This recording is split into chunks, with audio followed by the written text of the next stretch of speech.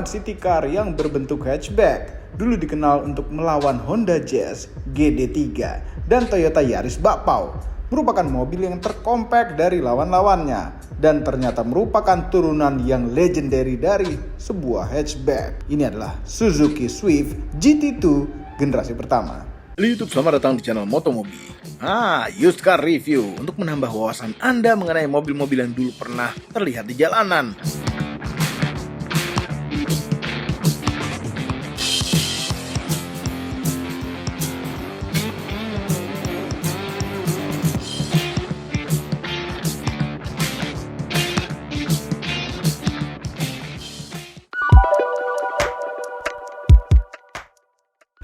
Yang namanya Suzuki sudah tidak aneh lagi. Banyak penyimpangan-penyimpangan sejarah dari setiap mobilnya. Bahkan ada beberapa kasus setiap evolusi generasinya menjadi spec down, bukan malah level up.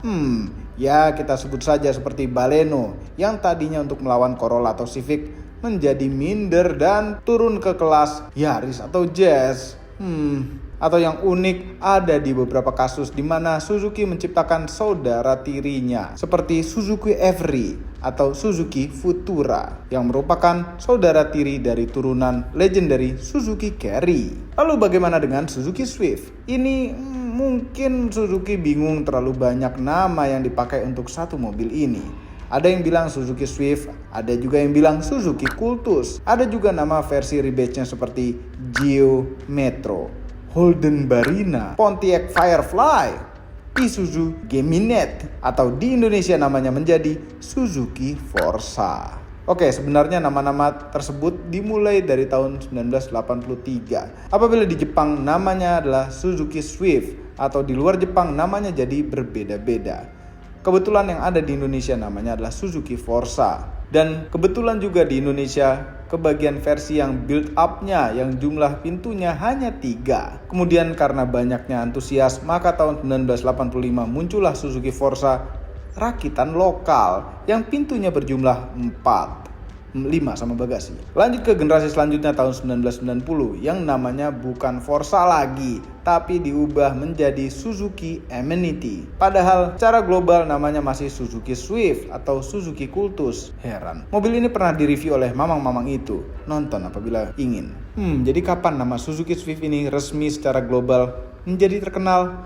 Yes, karena Suzuki pusing terlalu banyak nama, akhirnya Suzuki Swift generasi pertama yang benar-benar namanya Swift itu adalah ini. Diperkenalkan tahun 2004 dengan beberapa pilihan mesin, 1200cc, 1300cc, dan 1500cc.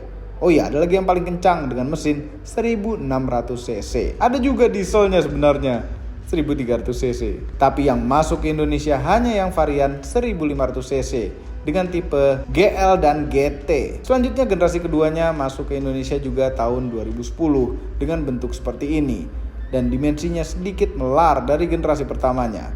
Namun sayangnya generasi kedua ini tidak terlalu laku karena bentuknya kalah menarik dengan Yaris dan Jazz. Sejak saat ini nama Suzuki Swift tidak ada taringnya lagi di Indonesia karena Swift tergantikan namanya oleh Suzuki Baleno hatchback yang terbaru. Di belahan dunia lain, Suzuki Swift hingga saat ini sudah ada generasi ketiganya tahun 2016 dengan bentuk yang akhirnya tidak melar lagi dimensinya. Masih tetap compact dan sudah mengalami facelift tahun 2020. Wah, bentuknya ini kami suka. Kenapa tidak ini saja dijual di Indonesia? Oke, cukup mengenai sejarahnya yang cukup ribet ini. Mengenai review Suzuki Swift generasi pertama dilanjutkan oleh mamang-mamang itu, Mamang Used Car. Silakan Mamang. Wah, Swift. Dulu Mamang pernah punya yang Swift yang pertama kali keluar di tahun 2005 tapi tipenya GL. Yang ini lebih spesial, GT, GT. Tapi GT itu ada dua versi, GT yang pertama kali keluar yang CBU atau yang udah CKD namanya dari GT2 yang seperti ini. Bentuk-bentukannya sporty sekali. Jadi mirip-mirip sebuah Mini Cooper gitu. Kecil, compact, dan ini berasal dari Jepang. Mini Coopernya Jepang, ya ini salah satunya. Dan Swift itu adalah salah satu mobil yang sekelas beginian yang diantara generasinya tuh nggak melar-melar, segitu-segitu aja gitu ya. Berbeda dengan Jazz, Yaris gitu ya. Dan perlu diketahui juga sejarahnya lebih panjang. Jadi Jazz sama Yaris itu pemain yang baru kata dia. Ini udah lama. Headlampnya ya masih kayak gini, reflektor biasa, udah ada fog lampnya lengkap, ada kontur seperti ini, 2 buah keculitan. Dan kalau yang versi GT itu udah pakai kayak gini-ginian. Kalau yang GL nggak ada. Dan peleknya juga berbeda. Kalau yang GT2 atau GT, nih udah pakai pelek yang begini. Aduh gelap. 195/50 ring 16, depannya cakram, belakangnya emang masih tromol. Tapi kalau pengen di-upgrade ini lebih keren lagi. Karena dengan rem begini aja udah bisa menghentikan mobil yang sekecil ini. Panjangnya 3,6 meter saja. Wheelbase-nya cuman segitu. Pendek sekali ya. Kalau Jazz tuh makin gede-gede. Jazz aja pada saat itu nggak sampai 4 meter. Ini lebih pendek lagi.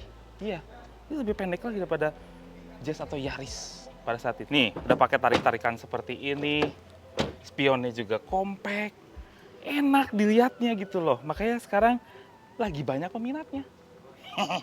Nih belakangnya, enak ya, seksi ya, ada pantatnya.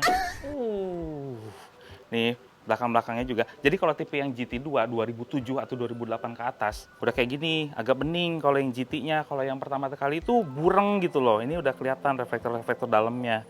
Terus ada GT2, knalpotnya ada 2. Nggak ada loh yang kayak begini. Lihat, knalpotnya 2. Tapi di tahun 2009 ada versi GTS yang knalpotnya malah di tengah seperti ini.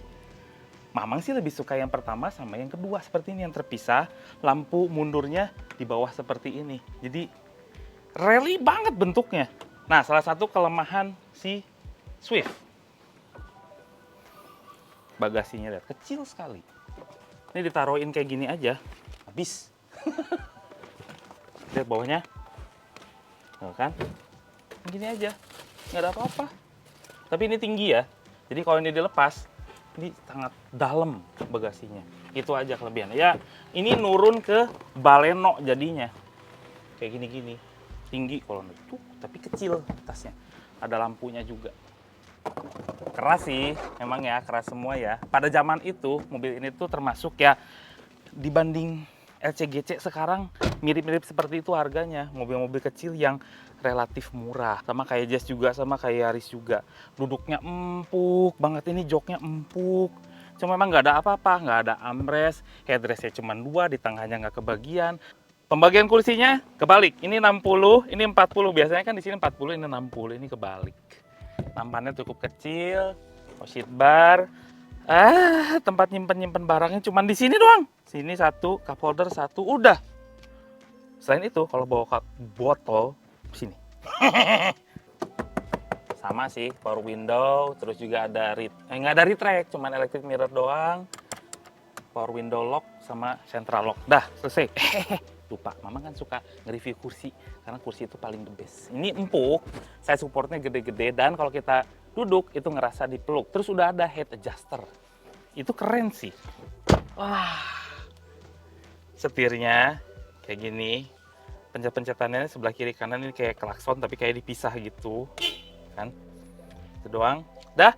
Dan mobil ini tuh simple tapi berkualitas bahan-bahannya. Plastik-plastiknya tuh keras semua, lihat. Tapi desainnya tuh simple. Simple semua, lurus-lurus, dan kisi AC-nya yang tengah kotak, kiri kanannya bulat. Kunci. Kayak gini ya. Ini udah dibungkus nih. Nah, dulu versi yang CBU di sini lengkap sekali, udah ada temperaturnya segala macam. Ini disisain cuman digital clock saja. Kalau yang CBU itu paling lengkap. Nah, sini juga udah lengkap, ada semburan AC-nya, fan-nya, terus ada heaternya juga, ada sirkulasi dari luar ke dalam, tempat nyimpen cup holder. Simple sih Swift itu, jadi nggak perlu mikir kalau kita pergi pakai Swift ini. Atasnya udah, tapi nggak ada lampunya. Vanity mirror-nya ada di dua-dua. Ada fog lamp. Suka deh Mamang sama mobil yang simple begini. Kita lihat mesinnya. Simple. Panas. Gimana caranya? Udah mulai hujan ya, alhamdulillah. Nah ini mesinnya M15A, dia 1500 cc, oke, DOHC. Keluaran tenaganya biasa-biasa aja, 110 horsepower, dan torsinya adalah 143 Nm yang disalurkan ke roda depan, dan transmisinya ada dua pilihan transmisi, yaitu manual 5 speed atau automatic 4 speed aja. Dan ini tenaganya tergolong biasa aja kata Mamang. Ya dibandingkan dengan Yaris atau Jazz gitu, biasa aja. Tapi memang durability-nya yang keren untuk M15A.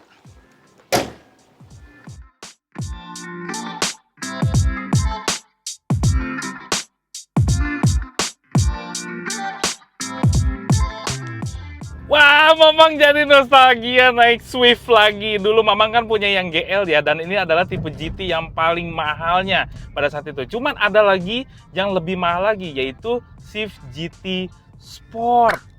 Wah, itu lebih mahal lagi sih, mesinnya berbeda. Tapi kan ini yang dijual di Indonesia itu cuma 2 seri ya. Kalau untuk yang di medio tahun 2005 sampai tahun 2009, itu cuma 2 trim aja, yaitu GL atau ST yang GT2 sama GT3. Nah kebetulan Mamang yang agak semi-semi masih rasa-rasa CBU itu masih ada gitu. Dari tahun 2005. Dan rasanya, aduh, kangen. Nah jadi ini lucunya, di Suzuki ini merupakan perombakan besar dari Suzuki yang ancientnya seperti Cultus, Forza kayak gitu ya. Dari yang bentuknya kotak menjadi bulat seperti ini. Dan ternyata cara duduknya juga berbeda. Kalau yang dulu, itu duduknya tuh ngedelap, setirnya ngangkat, dashboardnya tinggi. Ini kebalikannya. Kita menjadi merasa tinggi, visibilitasnya gede, speedometernya atau dashboard itu menjadi di bawah. Jadi kerasa enak banget visibilitasnya. Pilar A-nya tergolong kecil, ngelihat ke belakang, ke depan, kiri kanan, ini enak sekali. Swift, kenapa Suzuki Indonesia nggak mau jual mobil kayak ginian lagi? Padahal mobilnya enak. Ada penerusnya gitu kan, Swift 2.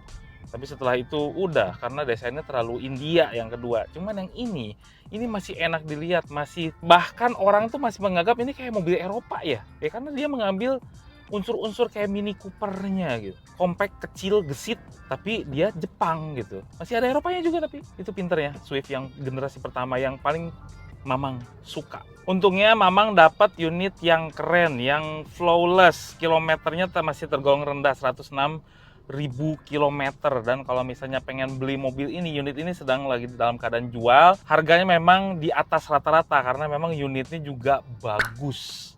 Sampai ke kursi-kursinya juga flawless. Ya hubungin aja di Instagram di situ. Dimulai dari generasi yang ini, Suzuki itu udah mulai pintar bikin mobil-mobil yang ada di tengah-tengah. Dibilang jelek enggak, dibilang bagus enggak, dibilang menonjol juga enggak. Tapi dipakai ya bisa dibilang enak gitu loh ya. Jadi seperti kayak Swift yang ini. Dashboardnya tuh mudah dikenali, AC-nya di sebelah sini, speedometernya gampang dikenalin, nyetirnya nggak usah kenalan dulu. Tombol-tombolnya itu pada tempatnya yang orang tuh nggak perlu mikir lagi untuk bisa diajak langsung ngebut gitu mobilnya. Makanya dulu Swift itu yang suka tuh cewek karena mobilnya tuh compact, kecil gitu ya, daripada yang lain-lainnya. Terus kalau ditanya, Mang gimana di dalam kota? Beuh, nggak usah ditanya, enak banget. Ini kemana-mana kelihatan. Pedal gasnya enteng, matic-nya enak, responsif gitu ya. Tapi untuk sekelasnya memang ya biasa-biasa aja. Tapi ini masih responsif untuk tahunnya segini gitu ya. Tapi memang setirnya memang agak-agak nih. Nah, ini agak sedikit lebih berat karena dia masih hidrolik kalau nggak salah. Ya, jadi makanya agak-agak berat nih. Cuman ini walaupun gini nih, dalam keadaan pelan aja udah mulai kerasa dia goyangan, berarti untuk handlingnya atau respon setirnya itu bagus. Nanti kita akan coba di jalan tol ya. Terus ini walaupun tahunnya udah tergolong ya cukup tua ya, nggak ada yang kondisinya tuh rattle-rattle gitu. Kuat-kuat semua nih bahan plastiknya, nggak ada bunyi kriak-kriak, nggak ada. Duduknya juga enak, empuk, kursinya lebar. Apa yang kurang ya dari Swift ini ya? Tapi kenapa nggak laku? Saya tahu alasannya kenapa Suzuki Swift tidak terlalu laku. Orang tuh lebih memilih ruang kabin yang lega. Iya. Dua, memang Swift ini untuk dibilang irit bahan bakar juga enggak. Masih banyak yang lebih irit daripada Suzuki Swift yang sama-sama 1500 cc. Makanya dia tidak begitu kepilih. Dan pada saat itu anggapannya ya Suzuki Swift ini kayak ngikut-ngikutin merek-merek Mini Cooper gitu loh bentuknya, jadi kayak enggak ah. Masih mending beli Jazz atau Yaris gitu ya, makanya Suzuki Swift nggak terlalu booming banget pada saat itu. Tapi sekarang berbeda kondisinya, karena Swift yang kayak ginian udah mulai banyak demand-nya, ya udah mulai naik harganya, karena jarang yang punya dengan kondisi yang bagus seperti ini gitu ya. Knalpotnya ada 2 di belakang sebagai gimmick yang paling besarnya, sangat sporty sekali untuk mobil 1500 mobil kota. Hati-hati jangan sampai keduluan. Mulai mahal nih si Swift GT-nya. Kalau yang GL enggak, tapi yang GT-nya. Dan yang knalpotnya terpisah kedua di belakang makin mahal harganya. Kalau yang nyatu di tengah itu nggak terlalu, tapi yang GT pertama, GT 2 seperti ini udah mulai banyak yang ngeburu. Tapi memang untuk kekerapan kabinnya ya, nih Swift, suara traffic noise yang masuk ke dalam, suara mesinnya lumayan lah, nggak terlalu, suara ban masuk ke dalam. Jadi kalau dibilang peredam kabinnya kurang begitu bagus-bagus banget untuk Swift. Ya kalau misalnya beli ya, kasih peredaman kabin yang tambahan gitu. Ini kalau dinilai ya, kalau yang aslinya Swift itu kalau dinilai dari 0 sampai 10 skornya, ini paling 6. Iya, kedengeran sekali. Atapnya juga tergolong berisik. Kita coba ya kalau di jalan-jalan grunjul-grunjul, polisi tidur, tiba-tiba gitu kayak gimana. Empuk. Tapi empuknya memang tidak seempuk itu ya. Jadi empuknya tuh empuk sporty gitu, empuk kaku. Tapi dibilang masih nyaman, nyaman. Tidak sekeras Jazz ya. Ini masih lebih empuk dari itu. Tapi memang tidak seempuk Yaris. Dan gesitnya memang sih dimensi nggak bohong ya. Ini gesit mobilnya. Kalau di jalan-jalan sempit kayak gini, ini enak sekali. Udah gitu mesinnya ngebantu lagi. Jadi si karakter torsinya kalau di dalam kota ini cukup membantu. Jadi setiap RPM dia ngisi semua. Digas dikit, ngut gitu ya. Ini memang untuk tenaganya nggak spesial banget. Apalagi yang dipakein transmisi matic kayak gini, ini memang tenaganya tidak spesial, tapi untuk di dalam kota udah lebih dari cukup. Dan untuk stop and go gini masih nyaman sekali, torsinya tuh ada. Aduh, remnya juga enak lagi. Tapi tipe remnya ya, kalau di dalam kota ini bukan tipe yang soft lembut gimana, remnya pakem, cuman karakternya ngagetin gitu loh, agak-agak kaget, jadi tekan dikit hook gitu. Pengen lagi. Jadi pengen beli lagi Swift. Aduh. Kenapa setiap used car itu racun? Bener kata Om Mobi, dia kenapa nggak pernah mau review used car? Banyak racunnya. Kalau mobil baru ya wajar enak gitu. Cuman kalau mobil lama terus masih bisa mengalahkan mobil-mobil baru itu luar biasa dan jadi kepengen gitu. Kayak Swift ini enak banget mobilnya. Wah, dari jalan tol nikmat sekali pakai Suzuki Swift. Ngayunnya enak, nggak terlalu ada goyangan berlebih gitu ya. Nikmat sekali. Ini cruising di 80, ini nggak akan capek. Keluar kota pun nggak akan capek untuk mobil sekecil ini.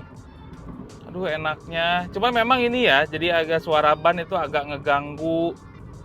Agak berisik sih memang Suzuki Swift.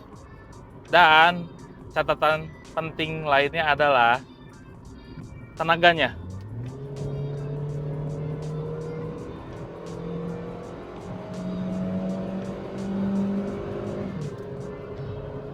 Nggak istimewa banget untuk tenaganya. Matic-nya tergolong halus, tapi cepat. Tapi overall memang Suzuki Swift itu pas semua-muanya sih. Susah untuk dikomplain nih mobil.